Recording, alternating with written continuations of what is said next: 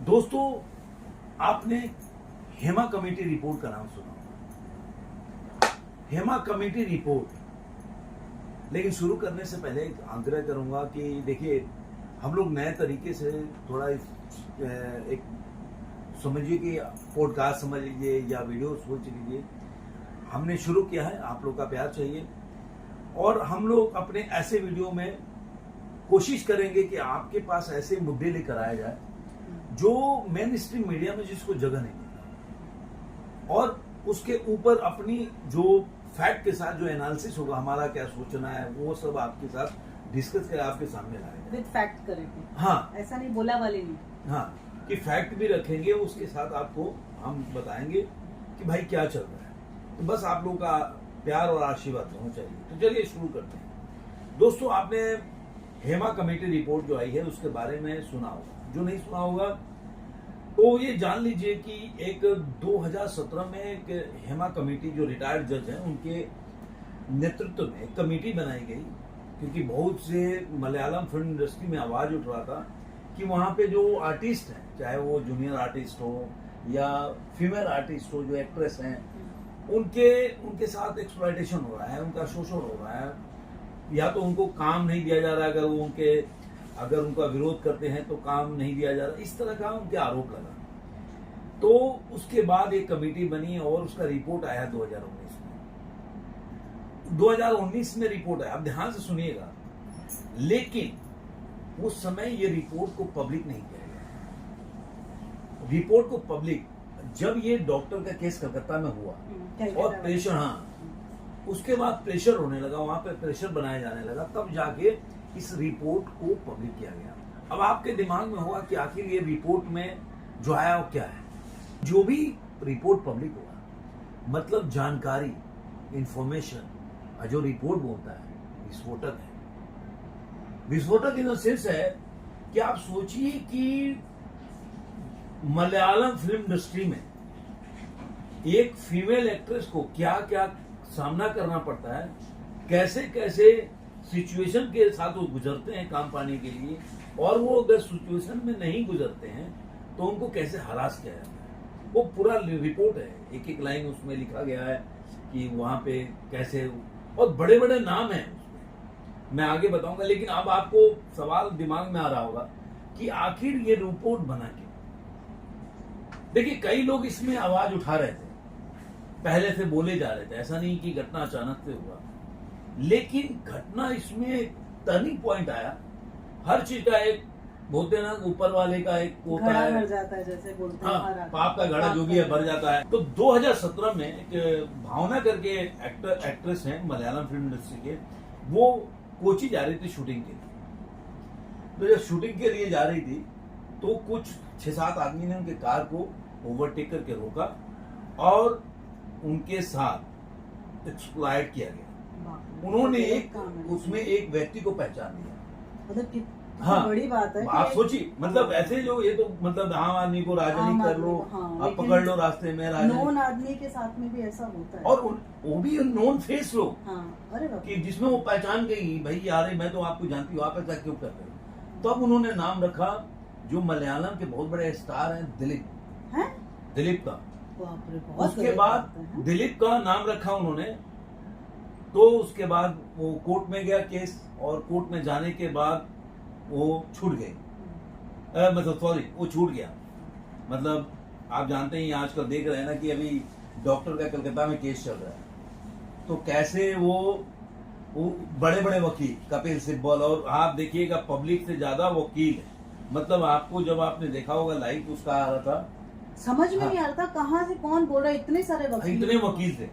मतलब आपको वकील ही वकील थे, इतने बड़े बड़े लोग। जब वकील पैसा लगाते हैं, वकील को बड़े बड़े लोग को हायर करते हैं, तो मामलाएं ऐसी ही चली जाती है। ऐसा नहीं कि उस पर कोई, ऐसा बोल सकते हैं कि उस पर कोई जजमेंट आ गया, लेकिन वो मामला जो है वो बरी हो गए। अब बरी हो गए तो इससे बहुत लोग नाराज हो गए, प्रोटेस्ट होने लगा। और कुछ ऐसी एक्ट्रेस थी जिन्होंने पहले दबी आवाज में या डर के मारे बोल नहीं रही थी, वो लोग मतलब धीरे धीरे जब सोचा कि भाई काम तो मिलेगा नहीं। कई बार क्या होता है ना कि हम इसलिए नहीं बोलते हैं कि चलो काम नहीं मिलेगा, अब सपोज करो आपको दिमाग में आ जाए कि मेरे को तो काम मिलना है नहीं, मिलना ही नहीं, या मैं काफी टाइम हो गया, मेरा एज हो गया, कोई जरूरत नहीं है, तो या मैं क्यों झेलूं, हाँ मैं क्यों उनको सुनूं, हाँ, ये हो जाता है ना। ऐसा हो जाता है। और ये भी सोच लेते कि मतलब कई बार क्या होता है कि कई बोल्ड लोग होते हैं कि भाई चलो काम मिले या ना मिले, मैं तो अब एक्सपोज करूंगा। तो इस तरह से कुछ मतलब जो फीमेल आर्टिस्ट थे वो लोग सामने आए, उन्होंने एक एसोसिएशन बनाया जिसका नाम है women in cinema collective foundation, इन्होंने बनाया। अच्छा। उसमें काफी मतलब जो लेडीज हैं, जो फीमेल एक्ट्रेस हैं, उन्होंने शामिल हुआ और उन्होंने प्रोटेस्ट किया। उसके बाद जो वहाँ के सीएम है पिनराई विजयन, उनके पास वो डेलीगेशन लेके गए और इतना प्रेशर पड़ा तो उन्होंने फिर 2017 में ये जो हेमा कमेटी बनाया, उन्होंने रिटायर्ड जज हैं हेमा जी, तो उनके रिपोर्ट बनाया 2017 में बनाया, 2019 में आया। अब 2019 में आया तो उसमें काफी बड़े लोगों का नाम था, जैसा कि रिपोर्ट में और जैसा कि खबर है, तो काफी बड़े बड़े लोगों का नाम है। मतलब आप समझिए कि मलयालम फिल्म इंडस्ट्री के काफी बड़े लोगों का नाम है। तो इसकी वजह से उन्होंने उस रिपोर्ट को सार्वजनिक नहीं किया, लेकिन 4 साल बीत गए और ये केस हो गया। 2019 में रिपोर्ट आया। हाँ, देखो तो जब 2019 में रिपोर्ट आया तो उन्होंने 4 साल तक दबाए रखा। तो ये जब कलकत्ता वाला, हाँ कलकत्ता वाला केस हुआ, उसके बाद दोबारा कलकत्ता वाला तो आवाज, करना करना। हाँ तो आवाज उठने लगी, लोग फिर प्रोटेस्ट करने लगे। तो उसके बाद इनको रिपोर्ट को बोले कि भाई देखो उसमें ऐसे लोगों का नाम है कि हो सकता है कि वो रिपोर्ट में अगर वो मान लो जो सही हो तो उनका नाम खराब हो जाएगा, तो नाम खराब हो जाएगा, इसलिए हम लोग रिपोर्ट नहीं किया। जो विमेंस लोग थी जिनका फाउंडेशन था, उन्होंने बोला एक काम करो, आपको ऐसा लगता है तो उनका नाम निकाल दो, उनके नाम निकालने के बाद ये रिपोर्ट जारी कर दो कि भाई पता तो चलना चाहिए कि भाई रिपोर्ट में क्या चीज है, कि ये जो आरोप लग रहा है सही है गलत है। आदमी पे आरोप लग रहा है वो अलग बात होगी, लेकिन ये है कि नहीं, एग्जिस्ट करता है कि नहीं। तब जाके उन्होंने मैंने आपको बताया ना कि 295 पेज का रिपोर्ट था, बाद में 235 को पब्लिक किया गया।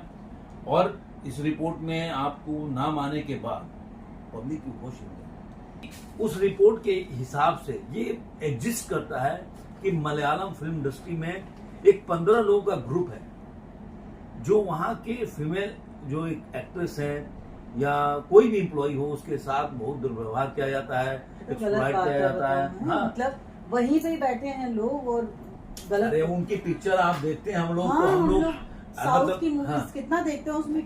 पूरे साउथ में मलयालम एक हाँ, मलयालम की मूवीज हम लोग देखते हैं और उसमें हम कैसे देखते हैं कि वुमेन्स के लिए कितना ज्यादा वो लोग बनाते हैं। कोई आप बॉलीवुड की पिक्चर देख लो, उसमें वुमेन्स के लिए दिखाते हैं। हाँ, दिखाते हैं। अभी मैंने देखा था मोहनलाल की पिक्चर आई थी जिसमें नेहरू, हाँ, हमने देखा था जिसमें वकील बने होते हैं, वो हाँ, एक वो लड़की के लिए। तो हाँ। मतलब आप फिल्म में दिखाने के लिए क्या क्या दिखाते हो, लेकिन आपका वो गूंगी फेस क्या है? नहीं अंधी थी वो लड़की। हाँ, वो अंधी थी, उसके लिए करते हाँ, हैं। अब मैं कह रहा हूँ सिंपल सा, मैं नहीं कह रहा हूँ कि मोहनलाल के बारे, जो एसोसिएशन ऑफ मलयालम फिल्मी आर्टिस्ट है, जैसे सिंटा है हाँ, बॉलीवुड का, उसका वो 1994 में चालू किया गया था और उसका चुनाव होता है 3 साल के लिए होता है सबका। तो अभी उसमें जो प्रेसिडेंट है वो मोहनलाल थे। आप ध्यान से सुनिएगा, बाद में आपको इसमें बहुत ही ट्विस्ट आएगा। कोषाध्यक्ष जो है उन्नी मुकुंदन है, ये एक्टर है, और जनरल सेक्रेटरी एक्टर सिद्दीकी है। साइड में आपको उनकी फोटोज दिख, हाँ वो आपको हम डाल दे रहे हैं साइड में। अब ये डाल देना, नीचे डाल देना। हाँ, अब ये क्या होता है कि इन्होंने ये जो सिद्दीकी साहब हैं, ये काफी आप देखे होंगे साउथ की पिक्चर रहे होंगे तो काफी में बाप का या अच्छे अच्छे रोल करते हैं। और इनके ऊपर रेवती संपत, अब मैं आपको बताते जा रहा हूं इंसिडेंट। रेवती संपत ने 2016 में ने ये आरोप लगाया, त्रिवंदर म्यूजियम पुलिस स्टेशन में शिकायत दर्ज कराई कि मस्कट होटल में बुलाया और शारीरिक शोषण किया। उसमें सिद्दीकी, हाँ सिद्दीकी और रियाज खान 2 आदमी थे।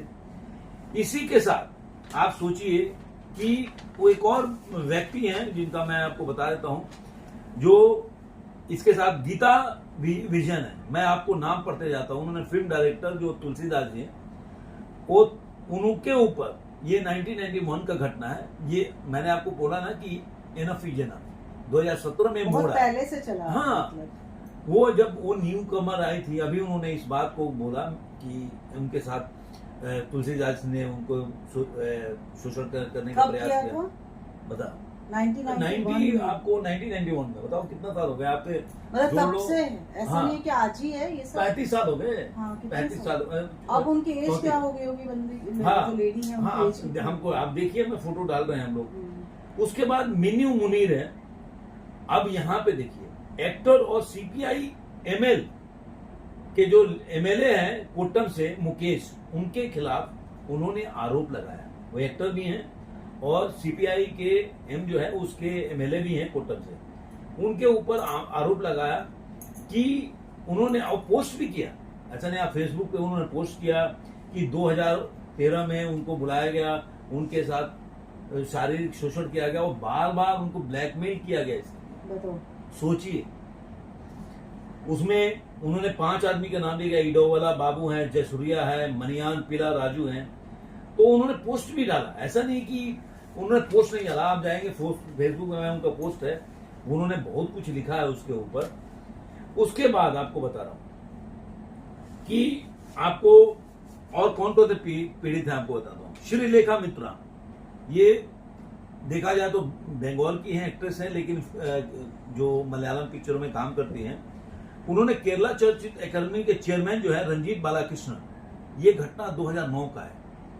उन्होंने बताया कि जब कोची में शूटिंग चल रही थी पलेरी मैनिकम के, तो एक होटल में बुलाया और उनके साथ शोषण किया गया। तो इस तरह का आप सोचिए कि ये कब से चला आ रहा है, और आज देखिए कि इसके खिलाफ, और मतलब एक बहुत बड़ा फाउंडेशन बन गया है वो। और अब तो कितने लोग निकल के आएंगे। हाँ, और ये जो मैं जिस पे आरोप लगाया सिद्दीकी पे, वो अब सोचिए कि वो जो मलयालम जो आर्टिस्ट है, उनके लिए काम करते हैं लोग। उनको अच्छा क्या फैसिलिटी मिलना चाहिए उनके लिए, उनको कोई अगर कोई परेशानी हो रही है उसके लिए काम करते हैं। और वही involve है। हाँ, उसके जनरल सेक्रेटरी है एक्टर सिद्दीकी। आप सोचिए कि अगर रक्षक ही भक्षक बन जाए तो बंदा जाएगा कि तो वही वाली बात होगी। तो वैसे हो गया। अच्छा, मैं एक बात बताता हूँ कि ये ऐसा नहीं है कि आपको मैं बताऊं कि केवल ये मतलब मलयालम पिक्चरों में हो रहा है। ये बॉलीवुड में भी आपको आता जाता है। मैं तो टीवी सीरियल का नाम रखूं तो आपको तो कम से कम 20-25 तो नाम मिल जाएंगे बड़े बड़े लोगों का। मेरे ख्याल से अर्जुन खंडेलवाल है, कौन खंडेलवाल, राजीव खंडेलवाल है, काफी लोगों का नाम है। अमन वर्मा तो इसमें लिप्त रहा है, मतलब उनका तो नाम भी आया था। तो ऐसे काफी जो टीवी सीरियल के एक्टर हैं उनके, मैं तो बड़े बड़े लोग का नाम अभी बताऊंगा आपको इसमें, और एक तो शॉकिंग बात भी बताऊंगा आपको इसमें। तो आप सोचिए कि ऐसे लोगों के साथ ऐसा होता रहा है। अब बॉलीवुड में आयुष्मान खुराना का इंटरव्यू है। अब आयुष्मान खुराना जैसे बड़े, मतलब आज की छोटा तो है नहीं, उन्होंने लगाया कि उनके साथ भी ऐसा रहा। मैं वीडियो देख रहा था किसी पत्रकार का था, उसमें पंकज त्रिपाठी ने भी बताया। पंकज त्रिपाठी अब जो मिर्जापुर वाले हैं, मतलब वो तो मतलब उन्होंने बोला कि मेरे को ऐसा किया गया, तो मैंने उनको बाद में पता चला कि नहीं, मैं तो स्ट्रेट हूँ। मैं इस तरह की बात बता रहा हूँ। ईशा कोपीकर ने इसके बारे में बताया, सुचित्रा पिल्लई ने बताया, इसके ऊपर आरोप लगाया। आप सोचिए, ममता कुलकर्णी, राजकुमार संतोषी पे चाइना गेट के टाइम पे जो 1998 में बना था, उन्होंने आरोप लगाया था। महिमा चौधरी भी तो लगाई थी। हाँ, सुभाष चौधरी भी लगाई थी। सुभाष, इसीलिए तो करियर खत्म हो गया, उनकी काम नहीं मिला उनको। बाद में हाँ, बोलती थी कि काम नहीं मिलता है। अब उसके बाद आप देखो ना, राजकुमार संतोषी, ममता कुलकर्णी कहाँ गायब हो गई। ऐसे चित्रांगा सिंह ने भी लगाया था, जो आरोप लगाया था। आलिया भट्ट ने इंटरव्यू में बोला कि ठीक है, मैंने फेस नहीं किया, लेकिन इसका मतलब ये एग्जिस्ट नहीं करता, ऐसा नहीं है। इसी तरह इसी रिपोर्ट पे पृथ्वी सुकुमारन, काफी बड़े नाम है, बहुत बड़े स्टार हैं साउथ इंडियन फिल्म के, उन्होंने तो बहुत बड़ा बात बोला कि ऐसा नहीं है कि अगर होता नहीं है तो एग्जिस्ट नहीं करता। नहीं, आपको दिखता नहीं है तो एग्जिस्ट नहीं करता। ये आपके साथ नहीं हो रहा है, आपके साथ नहीं हो रहा है तो इसका मतलब ये नहीं है कि वो चीज है नहीं, एग्जिस्ट नहीं करती है। आप देखिए, सुभाष घई के ऊपर मनीषा कोइराला ने आरोप लगाया। उसके बाद आपने कभी भी मनीषा कोइराला को सुभाष घई की पिक्चर में नहीं देखा होगा। ये सब चलता रहा है। एक और चीज आपको बता दूं, आपको मतलब ये जो खबर है ना, ये आपको बताऊंगा तो आपको लगेगा कि मैं क्या कह रहा हूँ। शशि कपूर का एक 1960 के दौरान एक इंटरव्यू है, 1960, उन्होंने बोला कि संजय खान, देखिए मेरे रोंगटे खड़े हुए हैं, मैं तो कभी सुना भी नहीं था ये बात, और धर्मेंद्र को ये सब बर्दाश्त करना पड़ा है। हाँ, आप सोचो, ये तो बड़े एक्टर बहुत बड़े। देखो मैं आपको बता रहा हूं कि विनोद मेहता जो हैं, उन्होंने इसके ऊपर एक किताब लिखा था। विनोद मेहता का एक बायोग्राफी है मीना कुमारी का, के ऊपर उन्होंने एक किताब लिखा। उसमें लिखा है कि विनोद मेहता ने लिखा है कि धर्मेंद्र को मीना कुमारी ब्लैकमेल करती। मीना कुमारी तब मीना कुमारी बहुत तभी बड़ी वो एक्टर थी ना, धर्मपाजी मतलब नए नए नए आए न्यू कमर थे। हाँ। मीना कुमारी बहुत बड़ी स्टार थी उस वक्त, जबलेश थी। जब उनका मेरे ख्याल से फूल और पत्थर मूवी आई थी, वो एक साथ में आए थे। तो आप सोचिए कि ऐसा नहीं है कि मतलब ये मलयालम फिल्म इंडस्ट्री में है और यहाँ नहीं है।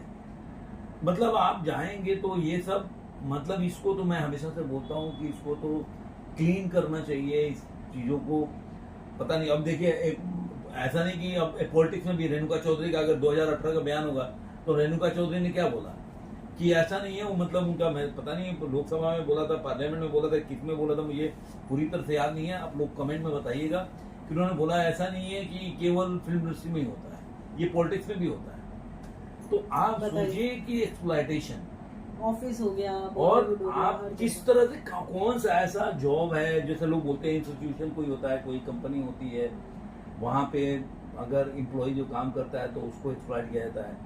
लेकिन अब हर जगह जो एक मतलब विशाखा जो गाइडलाइंस है उसके हिसाब से हर कंपनी में बना है, लेकिन कितनी कंपनियों में होता है सब। होता ही होगा। और जो आखिर जो विशाखा गाइडलाइन भी हो तो वो उस इंस्टीट्यूशन में, आपको बता देता हूँ कि विशाखा वो गाइडलाइन एक ऐसा है जो बनाया गया था कि जिसी भी कोई भी इंस्टीट्यूशन हो तो उसमें कुछ मेंबर होते हैं जो इस तरह के एक्सप्लॉइट किसी लेडीज के साथ, फीमेल के साथ अगर उस इंस्टीट्यूशन में कोई गलत चीज हो रहा है या उसको एक्सप्लॉइट किया जा रहा है तो वहाँ रिपोर्ट कर सकती है। अच्छा। हर ये गवर्नमेंट ऑफ इंडिया का रूल है। इसमें भी आप कोई और विशेष अगर आपके पास मैं गलत हूँ या आपको कोई जानकारी है तो जरूर कमेंट बॉक्स में लिखिएगा। तो लेकिन आप देखिए कि जितने भी कंपनी है, कितने जगह विशाखा गाइडलाइन के हिसाब से कमेटी है, और अगर है भी तो वो कमेटी केवल उसी इंस्टीट्यूशन का है। और इंस्टीट्यूशन का अगर मान लो कि कोई बॉस ही ऐसा कर रहा हो तो उसके खिलाफ वो एम्प्लॉय कैसे आवाज उठा सकता है, उसको काम करना है कि नहीं करना है। सही है। तो ये सब अगर मान लीजिए कि विशाखा गाइडलाइंस का भी हुआ तो मेरे हिसाब से उसके मतलब बाहर से बंदे को रखना चाहिए, कोई एक व्यक्ति बाहर का भी होना चाहिए कंपनी का तो तब फिर जाके तो वही बात हो जाएगी हाँ, ना। तो क्या मतलब है रक्षक उसका। की बख्शे वही वाली लाइन आ गई ना फिर यहाँ पर तो। कोई भी अपने कंपनी में आप सोचो कि कोई भी जिस कंपनी में आप काम करते हो तो आपको हर आदमी नौकरी करना चाहता है, क्यों नौकरी छोड़ेगा आज के टाइम में। सही बात है। और अगर वो कहा था ना कि पानी में रह के मगरमच्छ से मगरमच्छ से बैर, बैर। हाँ, तो अगर आप पानी में रहकर मगरमच्छ से बैर करो तो आपको दिक्कत होगी। तो एक बाहर का व्यक्ति हो, जैसे कि वहां लोग कहीं भी बोलते हैं कि नहीं कोई जैसे कोई भी घोटाला हो जाता है तो बोलते हैं कि भाई रिटायर्ड जज जो है उसके अंडर ये जांच हो। क्यों कहते हैं कि भाई मान लो जी किसी भी पार्टी का बंदा हो या लीडर हो तो वो कहीं ना कहीं बायस्ड हो जाएगा या को अपनी पार्टी के अगर खिलाफ कोई जो इन्फ्लुएंस कर देते हैं ना। प्रूफ भी मिल रहा है ना तो हाँ। क्यों बोलेगा वो। मान लो अगर प्रूफ मिल रहा है कि मेरे पार्टी का जो वर्कर है या मेरे पार्टी का एमएलए है या एमपी है या मंत्री है उसके खिलाफ ये चीजें हैं तो वो क्यों बोलेगा। सही बात। तो इसलिए लोग बोलते हैं कि भाई चलो रिटायर्ड जज किसी की तरफ नहीं होगा तो वो कर सकता है। तो ये सब चीजें जो है मुझे लग रहा मेन स्ट्रीम मीडिया में इस पर डिस्कशन होना चाहिए और इस पर डिस्कशन होता नहीं है। आप देखिए आज तक आपको सुशांत सिंह का केस का, मैं नहीं कह रहा हूं ये क्या हुआ, लेकिन उस पर रिपोर्ट तो आनी चाहिए। आज देखिए मतलब मुझे लग रहा है कि 2-3 साल तो हो गया कोरोना के टाइम पे बात है। जून में हुआ था ये घटना। 2019 में हुआ था कि 20? नहीं 2020 में हुआ था ये। 20 में हुआ। क्योंकि कोरोना तो दिसंबर के बाद शुरू हुआ, उसको क्यों बोलते हैं कोविड 99, क्योंकि दिसंबर में चालू हुआ था लेकिन मार्च उससे सब तो फैले। 20 में मतलब सुशांत का हाँ केस। जून में मेरे ख्याल से तो आज जून में। 24 चल रहा है, 24 ऑलमोस्ट खत्म हाँ होने तो वाला आप है। सोचो कि 4 साल हो गए उस पे। अब मैं अभी भी बोल रहा हूँ ये डॉक्टर का केस चल रहा है ना, मैं हमेशा इस पे तो मेरा वीडियो भी है, आप देखिएगा मेरे चैनल पे जाके रणधीर सिंह ओपिनियन, कि मैंने हमेशा बोला है इसमें कुछ होने जाना वाला नहीं है। सब लोग अपनी रोटियां सेक रहे हैं, इससे कुछ किसी को नहीं मिलने वाला है। आप देखिए कि 9 तारीख को डॉक्टर का केस हुआ था, जो बच्ची का जो शोषण हुआ था, 9 तारीख की घटना है। ये वाला। हाँ, और बाद में पुलिस ने जो अपना इन्वेस्टिगेशन करने लगी, तो वहाँ के बीजेपी के लोग हैं या विपक्ष के जो ममता बनर्जी के अगेंस्ट में जो पार्टी हैं, या सारे लोग जो प्रोटेस्ट के में शामिल हो, चाहे डॉक्टर हो चाहे स्टूडेंट हो, उन लोगों ने मांग उठाई कि भाई सीबीआई आना चाहिए। कोर्ट के ऑर्डर से सीबीआई आया 13 अगस्त को, तो 4 दिन के बाद आ गई। आज कौन सा तारीख है? 17 तारीख हो गई। 17 दिन हो गया। तो सीबीआई ने क्या कर लिया? सीबीआई ने कौन सा रिपोर्ट कर? आज भी मैं सुनता हूँ कि संदीप जो बनर्जी है, संदीप घोष संदीप घोष है, उनके पॉलीग्राफी टेस्ट चल रहा है, तो उनको आज बुलाया, तो कभी संजय राय को वो कर रहे हैं। मतलब ये वो सुशांत सिंह केस वाला कहानी चल रहा है कि आप धीरे धीरे मेन स्ट्रीम मीडिया का देखिए डिस्कशन कहीं भी नहीं चल रहा है। आपको आप देखो टीवी नहीं, आप टीवी मीडिया में मुद्दे आते जा रहे हैं ना, नए मुद्दे आ जाते हैं। टीवी वालों को भी तो टीआरपी चलाना है ना भाई। जो पुराना रहेगा तो उसको हाँ, पुराना के मतलब नए आ रहे हैं, तो उसमें धीरे धीरे वो पहले दिन भर चलते थे, अब वो दिन में 2 घंटा चलेगा, आधे घंटे चलेगा, ऐसे धीरे धीरे वो गायब हो जाएगा, और ऐसे ही आदमी के जहन से भी उतर जाएगा और कुछ नहीं मिलेगा। तो आप देखिए कि 18 दिन के बाद भी दूर तो ऐसा कुछ नहीं लगा कि कल उसके ऊपर कोई रिपोर्ट आ, सुप्रीम कोर्ट ने संज्ञान लिया तो क्या हुआ वहां पे इस पे आप मान लीजिए कि अरे अभी बात है तो कैसे बंद कर दूं मैं, कुछ बातें तो सुप्रीम कोर्ट का जो ऑर्डर है उस पर आप देखिए स्वतः संज्ञान दिया, तो सुप्रीम कोर्ट ने क्या बोला उसमें? उनको बात करना चाहिए कि भाई जो पुलिस वाले हैं उन्होंने क्यों देरी किया, उनको बुला के बात करना चाहिए, उनको उनके से क्वेश्चन आंसर करना चाहिए, उनको संदीप घोष से बुला के बात करना चाहिए। जब स्वतः संज्ञान लिया उस केस को लेकर, तो जो कल्प्रिट है जिसपे आरोप है उनको बुलाना चाहिए। आप उस पे गवर्नमेंट जो बंगाल गवर्नमेंट है उनके वकील से आप बात कर रहे हो, फिर क्या फैसिलिटी होना चाहिए? अरे पहले केस तो देखो, केस में हुआ क्या, कौन कल्प्रिट है, किसको सजा देनी है। तो ये सारा लोग मिलकर ना गेम प्लान करके और ये रफा दफा कर देंगे और जनता के हाथ में कुछ नहीं आएगा। हाँ, सही बात। वैसे ही होगा। सुशांत सिंह केस एक मिस्ट्री सा है कि मेन स्ट्रीम मीडिया में अरे न्यूज वाले भी कमा के रख लेते हैं, अपने टीआरपी चला रहे धकाधक। कितना उस वक्त पे कितना चलाया? हाँ, अरे वो रिपब्लिक चैनल वाला कितना चला है, दिन में भाग रहे पीछे, यहाँ इधर गई तो क्या नाम है क्या, रिया चक्रवर्ती, रिया चक्रवर्ती यहाँ गई तो वो बांद्रा पुलिस स्टेशन में चली गई, तो उसका भाई यार, अरे यार भाई लगता अब क्या होगा। फिर वो नारकोटिक्स वाला आया, उसके लिए इनकी वो चल रही है, उनकी हुआ कुछ नहीं। आज देखिए सब केस पता नहीं है आपको किधर है। तो ये वो ऐसे ही ये केस का भी हालत होगा, ऐसा मुझे लगता है। और मैं हमेशा भगवान से मनाता हूँ कि मैं गलत साबित हो जाऊँ, लेकिन होऊंगा नहीं। तो आप बताइएगा आपको वीडियो कैसा लगा, और फिर आपको कोई और टॉपिक लगे तो बताइएगा उस पे। आपको जैसे कि मैंने पूरी कहानी बताई कि कैसे कैसे हुआ, क्या उसके कैसे, अगर आप भी चाहते हैं थोड़ा डीप आपको भी नॉलेज मिले, मतलब चीजों की जो आपको मेन स्ट्रीम में नहीं देखने को मिलती है, तो हम लोग फिर उसके ऊपर आप भी टॉपिक दे सकते हो। उस पर हम लोग थोड़ा सा एनालिसिस करके स्टडी करके आपके पास लाएंगे। फिर मिलेंगे ऐसे किसी वीडियो में। आज के अंक में इतना ही। धन्यवाद।